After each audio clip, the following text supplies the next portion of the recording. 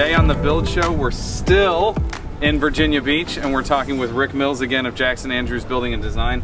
And right now we're going to talk about water management and air management, and basically the three things that we see here. Yep. So let's start at the top where the water's going to start and work our way down. So what are we looking at here, Rick? So we've got our zip bar wall sheathing, which will be our air control layer for the framing on the house. And then we're stepping down to Polywall's system, which is their Arroyo drain board. And as we were progressing, we were kind of trying to figure out how we wanted to mesh the two. How the two connect. Okay, so the zip bar, this is insulated. It's got polyiso foam on the back, and it's 1 inch of foam. 1 inch. So we're sticking out an inch further than typical. Yep. sheathing. So you're proud. And then this is your air and water barrier. Now, all the seams are taped.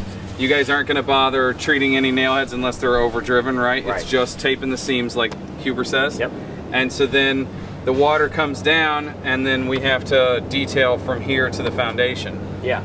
And we'll have what here? This connection will look like what? Yeah, so to back up a little, we had the drain board on first, and just knowing the duration and how things have taken out here, we were noticing just sawdust and stuff getting behind it, and just starting. So the top of this dimple mat was open. Yeah, just starting to, it's, boards get slid across, things happen, it's feeling a little, and do we really want that to be, how do we transition to that? Are we going to try to tape to that? I mean, it's fabric here.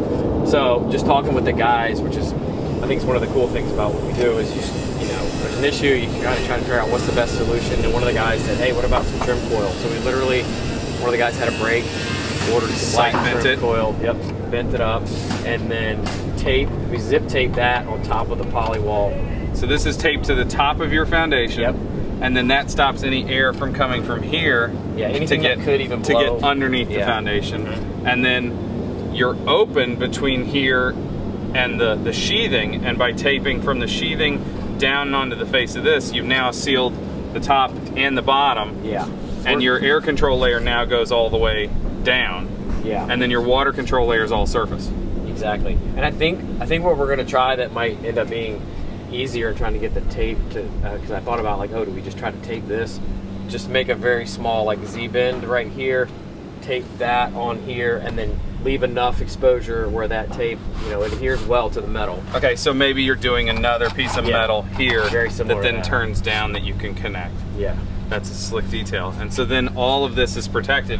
And we were talking about this yesterday when we were installing this product, and talking about, we want to go ahead and tape these seams now so that we don't have to clean dust and debris that's come off the ground off of them. Exactly. But we were talking about leaving this open until the house is dried in, so that if anything wants to run down the edge of the rim board, that rain that gets in there until there's a roof on, it's not sealed in and then just sitting there causing problems. It's a good bit of moisture buildup in there. I think there's a lot of detail and thought that went into this wall. I really think that this is a bomb-proof assembly. We've got a drainage mat, we got good connections, and we got good reliable products that we're tying all together, and we've really problem solved anything that we think can come up here. So check these guys out on Instagram.